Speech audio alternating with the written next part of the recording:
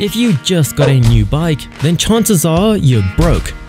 And possibly a little uncomfortable, since bikes are designed with the average person in mind, not the other 50% of bikers.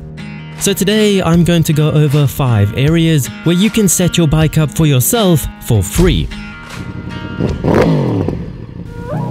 A motorcycle is typically designed with the average person in mind.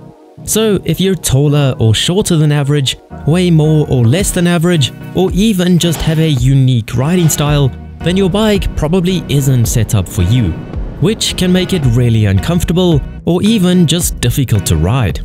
For example, at just 5.5 feet tall and 60 kilograms, I'm both shorter and probably lighter than the guy Yamaha had in mind when designing my MT-09. But the good news is that bikes are pretty adjustable. So with about an hour of very basic tinkering, you can make it more comfortable, less stiff, and less dangerous.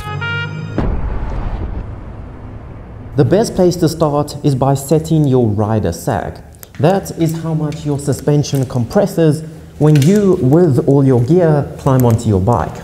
The goal is to have your forks compress 30 to 40 millimeters and your rear suspension to compress 25 to 35 millimeters from full extension when you climb on. This allows your suspension to operate within its intended range of motion. Because just like your suspension needs room to compress when you go over a bump, it also needs room to extend when you go over a dip, so that your wheels always stay in contact with the ground. Because after all, that is the sole purpose of suspension.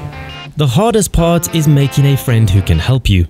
Hence why I had to rely on my girlfriend, even though she isn't my first choice, since she crashed my dirt bike 2 days after fitting new graphics and broke her finger. But anyway, first we need our full extension measurements. Lift the bike's weight off of the forks and have someone measure the gap from dust cover to the end of the stanchion. Then repeat the process with the rear, measuring from the center of the axle to a point on the tail.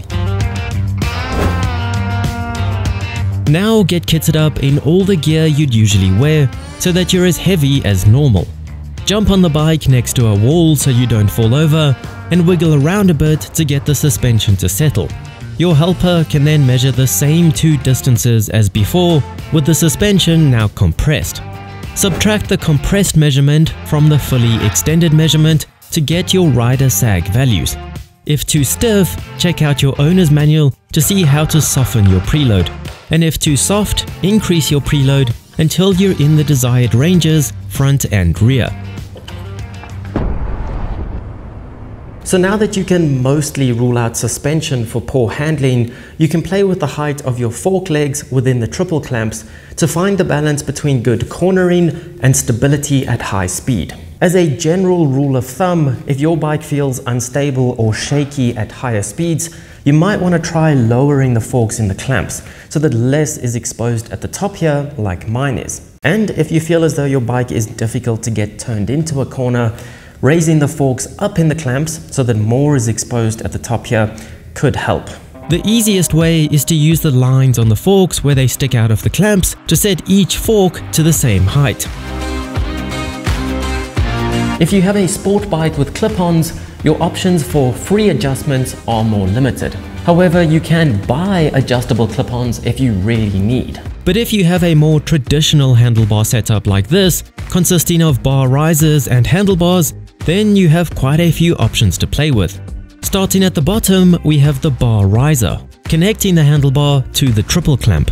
Some triple clamps will have multiple holes in them, allowing you to move the bar risers forwards or backwards, therefore bringing the handlebars either closer or further away from the rider. Usually closer for smaller riders and further away for bigger riders. And if you really need, you can buy different height risers to lower or raise the bars, but that's not in the spirit of free adjustments. Then we have the handlebars. These can also be rolled forwards and backwards in the risers to get the bars closer or further from the rider, which in turn will also change the height of the bar at the same time. Again, usually lower and closer for smaller riders and the opposite for bigger ones. But in this case, personal preference matters a lot more than me just generalizing. If you're a smaller man or woman with very narrow shoulders, you might feel as though your handlebars are just too wide for you. In which case, you can always cut off a centimeter or two from each side to make it more comfortable and easier for you to control. But remember, once it's gone, there's no getting it back, so tread carefully. And if none of this gets them in a position you want, you can also buy new handlebars altogether. When shopping, you can choose the rise of your bars and even the sweep, which is how far back the grip would be in relation to where the bars are clamped. If you ride a sport bike, you might not have had as much adjustment as the rest of us when it comes to your handlebars, but you should have more when it comes to rear sets. A lot of sport bikes will allow you to adjust your foot pegs higher or lower. Lower will typically be more comfortable because there's more room between your foot peg and your seat, whereas higher will allow you to lean the bike over lower before the foot peg starts to scrape on the ground. And finally, the easiest adjustment of all, making sure that your levers are in an ergonomic and functional position where you can reach them quickly in an emergency. It doesn't take long for your wrists or ankles to hurt like hell if your levers are set up for a different rider. So when you're at home, grab the spanner or Allen key your levers require, loosen them off ever so slightly, and hop on your bike. Then get into a realistic riding position. I say that because usually if someone tells you to get into a riding position on a static bike, we don't get into a very realistic one. You're probably more hunched over than you think you are or than you'd like to be, and your elbows are very rarely where you think they are. But then once in a neutral position, try to position the lever in an area that feels comfortable, preferably with fairly straight wrists, nothing too extreme in either direction. And then simply tighten it up when you find somewhere that feels comfortable. And then on your brake side, you probably have an adjuster to set the reach of your lever. Set it to something that feels comfortable for your sized hand. But remember, too far away and you won't be able to get a good enough grip on it when you need it, and too close to the handlebar, you won't be able to get the full range of motion within the lever. If you have a hydraulic clutch, you'll have a similar adjuster on your clutch side lever as well. However, if you have a cable operated clutch like I do, you won't. You can adjust the length of the clutch cable to help the lever suit your hand size better, but this is primarily used to set the play in the lever, and it will also move the biting points of the clutch, so beware. The same thing can be done at your feet. Your gear lever can usually be loosened off from its spindle and moved over a notch or two to raise or lower it. If too low, your foot might scrape the ground when changing gears in corners, but too high might make you unintentionally rest your foot on the lever and accidentally change gears at the wrong time.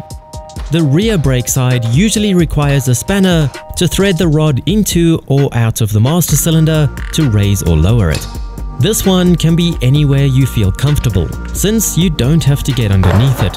But the important thing to remember here is to adjust your brake light switch as well. When you push your brake lever down, it actuates a switch that turns your brake light on and off. So if you've lowered your lever, you might have a permanently on brake light. Or if you've raised it, you might never push the lever far enough down to even activate the light. Every bike is slightly different, so rather consult your owner's manual on how to adjust your brake light switch. But set it so that the light comes on as soon as you can feel your brake pads making contact with the brake disc. Ask your mom to follow you around the block to make sure that your brake light's coming on and off at the right time, because she cares.